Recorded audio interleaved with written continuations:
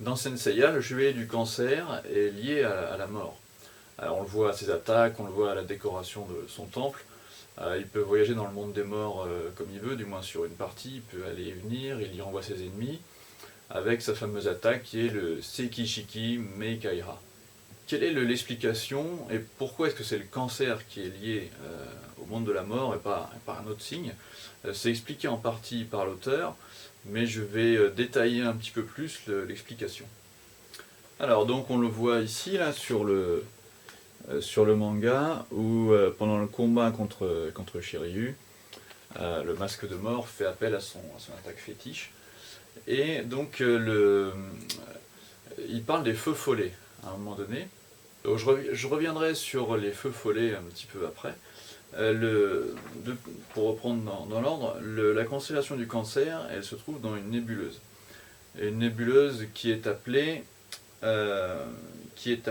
Sekishiki ou Jishechi en chinois, Sekishiki en japonais. En astrologie chinoise, il y a différentes divisions du ciel, et dans la 23e maison, puisque le ciel est divisé en maisons, dans la 23e maison, c'est là que se trouve cette nébuleuse. C'est la maison qui s'appelle Guizhou, c'est la maison qui est surnommée le fantôme. Et donc, là déjà, vous avez déjà le premier lien avec le monde de la mort. Et donc, si je traduis littéralement le mot Sekishiki ou Jishechi, ça signifie le chi des cadavres ou le ki des cadavres. Vous savez, le chi, c'est l'énergie vitale, celle qui circule dans le corps, qui fait fonctionner le corps, et qui va servir à faire différentes techniques aussi dans les arts martiaux. Et donc c'est le ki en japonais ou le chi en chinois. Donc c'est le chi des cadavres entassés. C'est pour ça que Masque de mort parle des feux follets à un moment donné.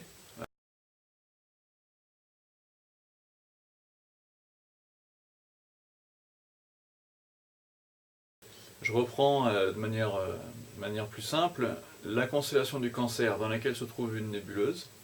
La nébuleuse qui est dans une division de maisons astrologiques, la 23e qui est surnommée le fantôme, et cette nébuleuse qui est surnommée Jishechi ou Sekishiki, qui signifie donc le chi des cadavres et qui pour les Chinois ressemblait à une sorte de fantôme dans la forme qu'elle a.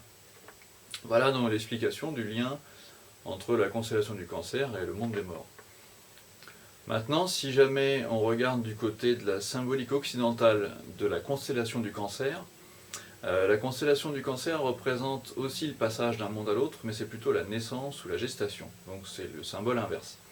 Et cette nébuleuse-là, elle est surnommée Praesepe, la ruche, ou alors elle est surnommée la crèche. Donc on a bien là un symbole inverse de naissance plutôt que de mort. Et par contre, si jamais on continue toujours sur le symbolisme occidental, c'est plutôt le signe du scorpion en Occident qui est lié à la mort, au monde souterrain, ou aux choses cachées, à l'autodestruction aussi, puisque vous savez que la légende dit que le scorpion peut se piquer lui-même et se tuer avec son propre dard.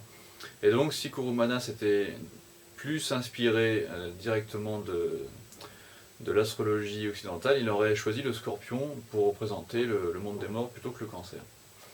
Voilà, donc comme toujours, il fait la fusion entre les deux cultures, entre Asie et Occident.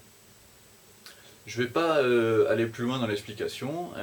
Pour la prochaine vidéo, je vais tenter d'expliquer plus de détails autour du Chevalier de la Vierge. Voilà, bon, merci d'avoir suivi et à plus tard.